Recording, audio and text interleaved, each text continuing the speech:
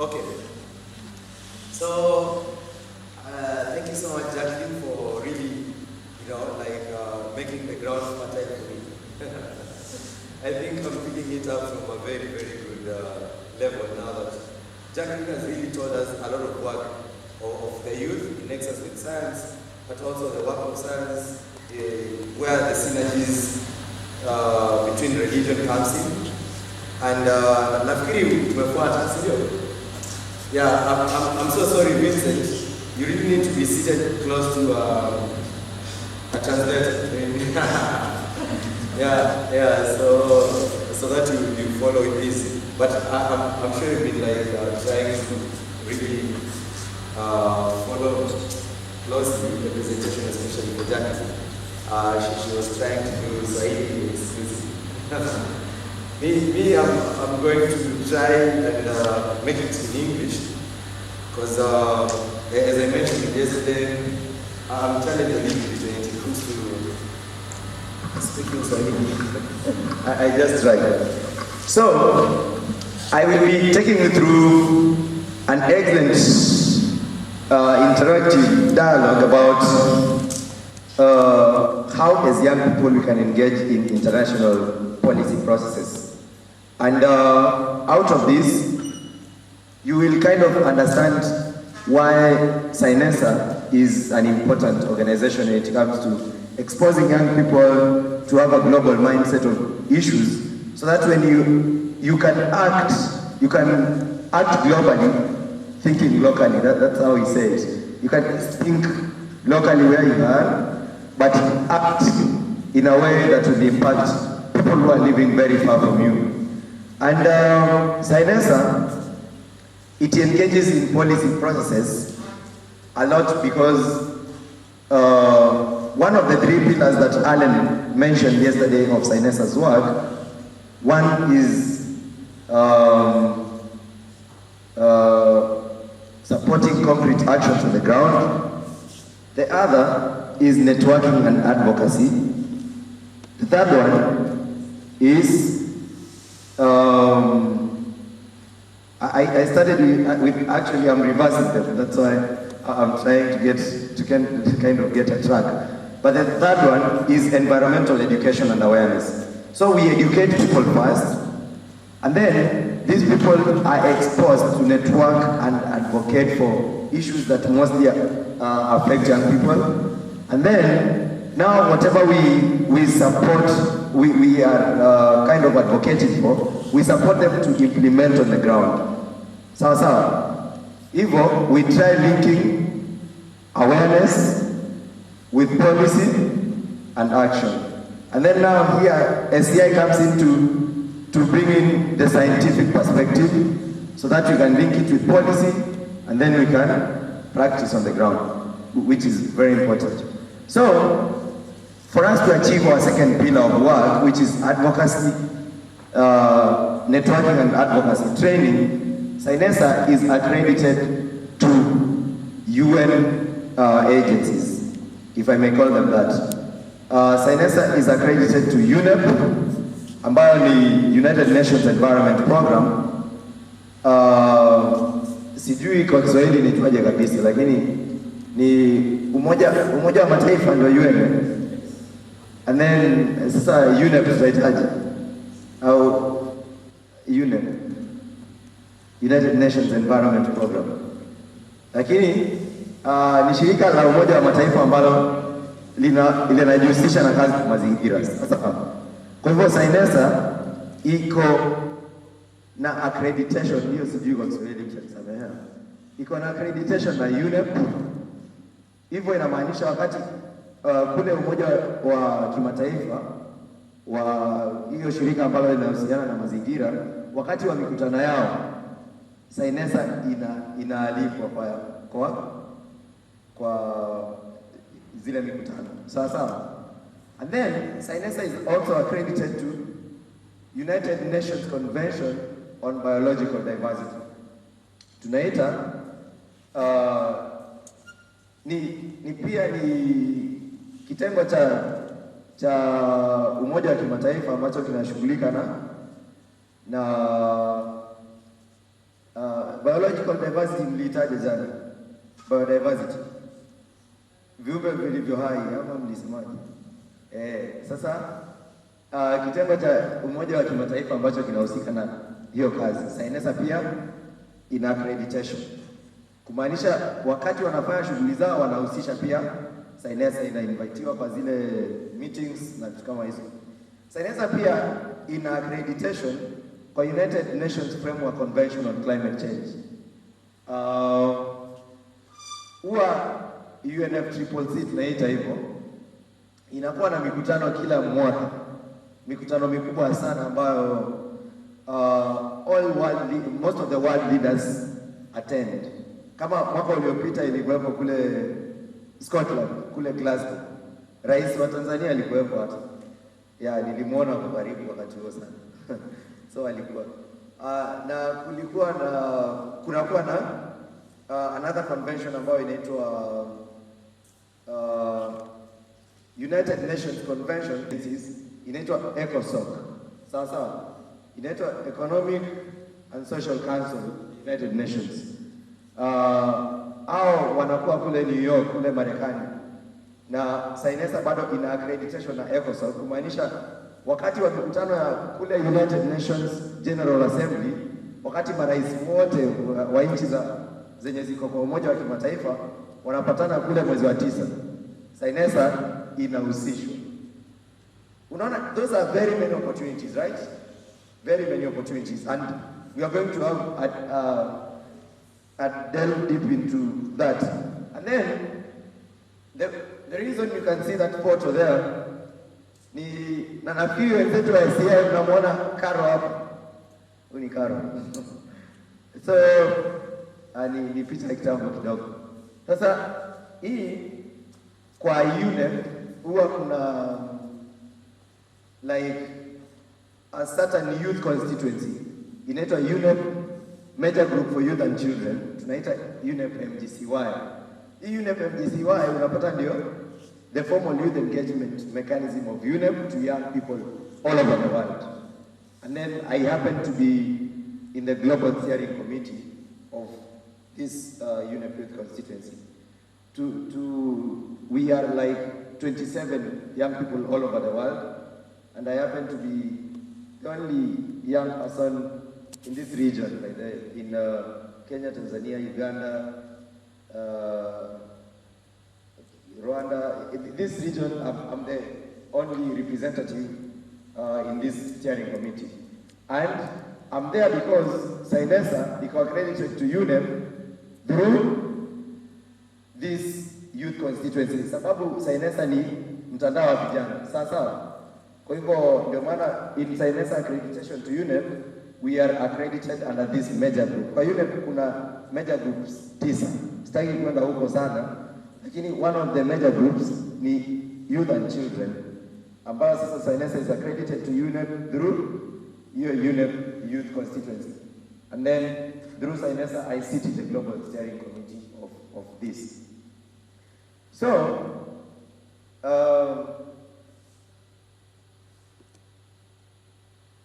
I really don't know how to navigate easily this.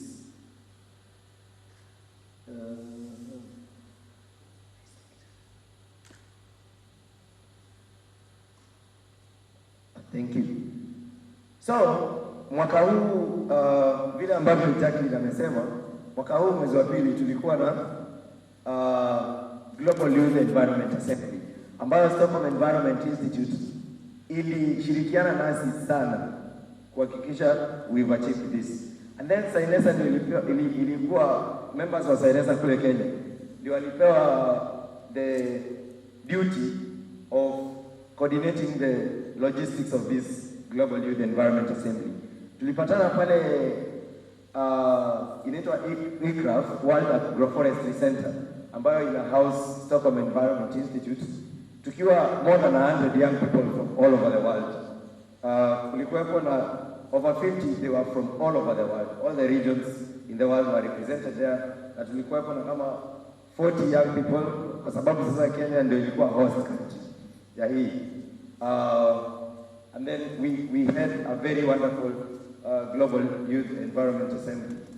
Now, this was basically a gathering of representatives of children and youth organizations from all over the world, which people who are interested in environment and sustainable development, and we are the people who organize this conference. Deseri anajua hivyo, so tulikuwa tunashirikiana kwa hiyo.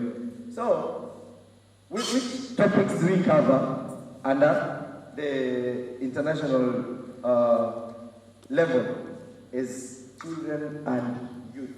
Is well, tunaita children and youth, unaweza shangaa kwani mbona this is becoming complicated. UN inataka kuengage watu ambao wako na umri mdogo washikane wote, children na wanarika. Kama Afrika huku, a young person ni mtu ambaye ako na hadi miaka 35. Hiyo ni Afrika peke yake. Ukienda kule nchi kama Europe, nchi za Europe, utapata young person ni mtu ambaye ako 24 years and below. Kwa hivyo kule mimi naweza nikakuwa mimi si young person. Lakini Africa, we the young people are up to 35 years. So in nilisema kwamba UNEP MDCY ndio the formal youth engagement mechanism to UNEP na other UN agencies on environmental issues. Sawa. Kwa hivyo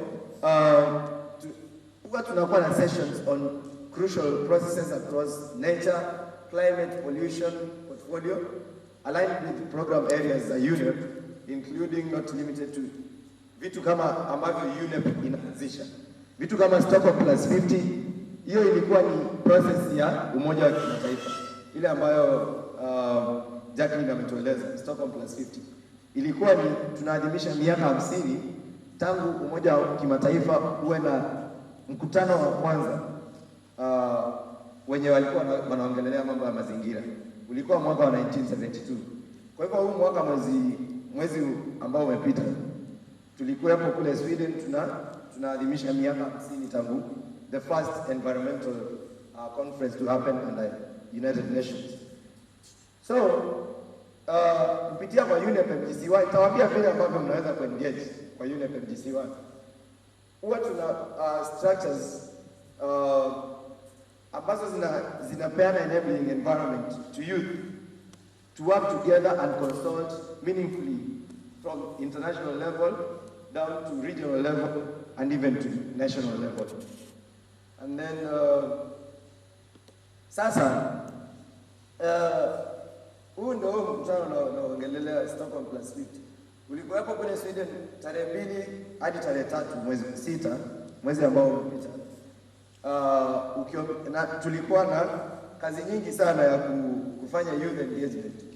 Hii picha ukiangalia kuna huyu hapa, huyu ndiye UNEP executive director, ndiye mkubwa wa UNEP. And then huyu alikuwa waziri wa mazingira kule Sweden wakati ule. Sasa Sweden serikali ilikuwa na shida kidogo, serikali yote ikaondolewa, ni mwingine sasa mwenye yuko. And then hawa wote ni young people. Walikuwa kule Scotland last year wakilaunch youth engagement ya Stockholm Plus 50. Vile ambavyo young people, unajua nimependa sana presentation ya Jacqueline. Ndio maana anasema mimi kazi yangu ni rahisi sana. Ashanifanyia kazi ile ngumu. Mimi ni touch on the surface. Kwa hivyo alisema ukiangalia vitu ambavyo vina drive the countries and driving the world right now, tunaongelea kama katiba, constitution. How many of you voted for the referendum ambayo ilifanyika hapa Tanzania? Wangapi? Ilifanyika mwaka huu? Kuna referendum ilifanyika huko nafikiri. Mabadilisho ya katiba.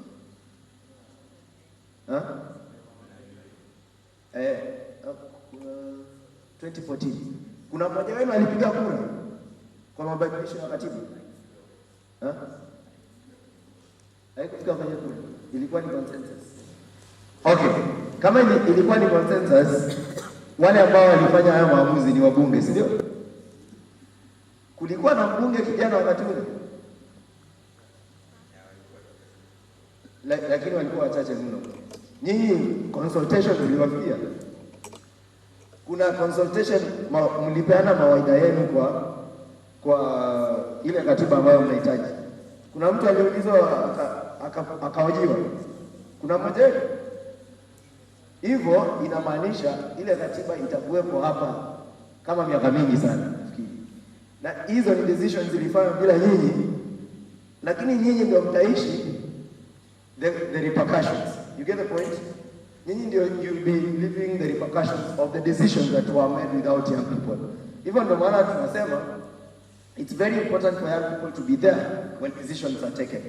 Ndio maana tulikuwa hapo pale stock na tukakuwa na youth engagement to that process. Tuambie world leaders ya kuwa nyinyi mnataka kufanya maamuzi kuhusu dunia ambayo sisi ndio tunaishi hapa muda mrefu. Hamwezi kuyafanya bila sisi. Lazima mtusikize. Sawa sawa. And these big things are not given by them. I see Dr. Ruman was laughing it off because it's for sure hata watafuta nyinyi. Lakini mkijiunganisha hivi kama vijana mseme tunataka kuwepo hapo, they will succumb to that pressure. Okay? Yeah, they will see that it's very important to include you. So vile ambavyo nilisema, CYNESA ina accreditation to UNCCD. Hii ni United Nations Convention to Combat Desertification, ambayo inajihusisha na mambo ya ukame sana. Na ndio maana nilikuwa nawaambia tunaenda kwa hii mikutano. Kama huu ni mkutano ambao ulikuwa mwezi wa 5 kule Abidjan. Abidjan ni capital city ya nchi ambayo inaitwa Ivory Coast. Tulikuwepo hapa na huyu ni mwenzetu kutoka nchi ya Ghana, ni CYNESA member wa Ghana. Alafu huyu ni padri wa Jesuit. Mwenzetu pia anatoka nchi ya Ghana lakini anafanya kazi kule Nigeria. Kwa hivyo wakati mwingi wako Nigeria. So wakati leaders wanaongelea haya mambo, tunakuwepo hapo tunasema we as young people must be there to have our voices heard. And then CYNESA inakupa platform pia ya kuengage with world leaders. Sasa viongozi wakubwa sana duniani. Huyu ni Mtanzania, anaitwa Elizabeth Murema. Ni yeye mkubwa wa kile kitengo cha UN Convention on Biological Diversity. Na amefanya kazi sana ya law division kwa UNEP miaka mingi sana. Na tukiwa kwa hizi mikutano tunapatana na wao, tunawaambia tunataka hivi na hivi na hivi. Huyu ndiye mkuu wa UNDP, inaitwa United Nations Development Program. Anaitwa Akim Stena, alikuwa pale Kenya miaka mingi sana akiwa mkubwa wa UNEP. After hapo akaenda UNDP. Now yule ndiye mkubwa wa UNEP. Nafikiri niliwaonyesha in the previous photo. Then during these meetings we try and engage with leaders as much as possible to create those networks. Niliwaambia kazi moja ya CYNESA ni network and advocacy training. Kwa hivyo hawa ni young people wa Kenya na waziri wetu wa mazingira kule Kenya anaitwa Keriako Tobiko. Alafu huyu hapa katikati ni young person, ni ako 32 years na ni EU Commissioner on Environment. Ni EU Commissioner, sijui nitaelezeaje kwa in our context, African context, but EU Commissioner is a very senior person. Ana coordinate a whole continent. Ana coordinate the whole continent ya Europe kwa mambo ya mazingira. Hapa niliwaambia CYNESA ndio ilikuwa ina run logistics za Global Youth Environment Assembly. Hivyo hapa we had finished mambo ya logistics, tukafika wote hivyo tupige picha, tukaenda Karura kule forest we bond as a team to create those opportunities. And then huyu ndiye mkubwa wa Umoja wa Mataifa, sijui mnamhitaji, the Secretary General of United Nations, huyu hapa United Nations, anaitwa Antonio Guterres. So this is just to show you how CYNESA creates this enabling environment for young people to interact with decision makers. Huyu sasa ndiye waziri wa sasa wa mazingira wa Sweden, anaitwa Annika Strandhäll. Pale tulikuwepo Stockholm Environment Institute huko Nairobi kwa Global Youth Environment Assembly. Na unaona kwa stage we have ambassadors, we have ministers ambao wana engage with young people on mambo haya. Tulikuwepo mkutano wiki mbili zilizopita. Tulikuwepo pale Nairobi UN kwa mkutano wa young people. Huyu ndiye padri ambaye ni representative wa Vatican. Sababu Allen aliwaambia Vatican is a state but it's a seat of the Pope. So yeah, we try to engage as much as possible. Where possible, even, trying to engage with the president of Kenya on some issues affecting young people. And you see, they sit and listen to our ideas, as I told you yesterday, and take them up. Most of the time, our ideas should be taken up by these decision makers. Yeah, so, huyu ndiye director wa Stockholm Environment Institute Africa Region. Anapenda sana the work of young people. I must say that. Now that's why you see tuna timu kubwa sana ya Stockholm Environment Institute na sisi hapa. Through the director tumeanzisha working relations between CYNESA na Stockholm Environment Institute, which is a scientific body. Because as young people we have diversity of backgrounds. Now we can do a lot of things together. So these are some of the things I'm talking about. Mwaka huu before mwezi wa 6 bado tulikuwa na pale pia Stockholm kule Sweden tulikuwa na Global Youth Environment Assembly. You see so many young people joining in person, but so many young people also joining in virtually. Na hii era ya digital era, it's so easy for you even to engage. Haifai lazima eti usafiri ndo uende sehemu eti you engage in these processes. Unaweza through CYNESA, we will send to you information on how to be participating on these things. Nazita vifurushi. Watafuta vifurushi, unaingia kwa hii mikutano and you learn a lot from them. Vile ambavyo unaona young people from Kenya, tulikuwa na event kule Sweden to showcase some of the work that we are doing in hapa tulikuwa pale Stockholm Environment Institute. Tunakaribisha wageni, these high level people unapata kuna ambassador, kuna ministers, and then here is Philip, Dr. Philip Osano, the center director of Stockholm Environment Institute. And then tuna engage pia na African Union. Huyu ndiye anaitwa ambassador Sefa Sako, ni like African Union Commissioner on agriculture, rural development issues. Nafikiri she's the number 2 in African Union after Musa Faki, African Union Commission. Nilikuwa nimeweka ile niwaonyeshe vile ambavyo it's very easy for us to network. Tuwe na mikutano within a Mesea region.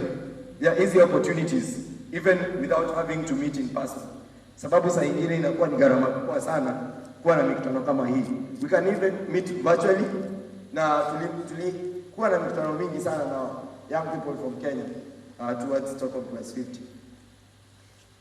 And then we even meet, we were in Scotland together with Allen last year. We had a chance to meet Prince Charles, the Prince of Wales, and tell him a little bit about the African Great Green Wall Initiative. We want to tell these global leaders about what's affecting Africa and how it is disproportionately affecting young people, so that they can push even our leaders to be part of making sustainable decisions. And ukiona, hii ndio ilikuwa our CYNESA delegation to COP26.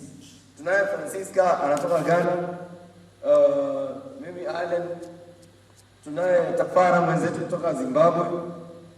Our colleague from Zimbabwe joined us in COP26. Our colleague Oli from Rwanda. So natumai sasa labda mwaka huu itakuwepo hapa Africa. We can even send some more people as CYNESA and have representatives from here. Some of you will be delighted, some of you to join us in Egypt in later this year in COP27. Mkutano wa Umoja wa Kimataifa kuhusu mambo ya mabadiliko ya tabia nchi. Kwa hivyo, yeah, during these meetings, this also to showcase one pillar of the work of CYNESA.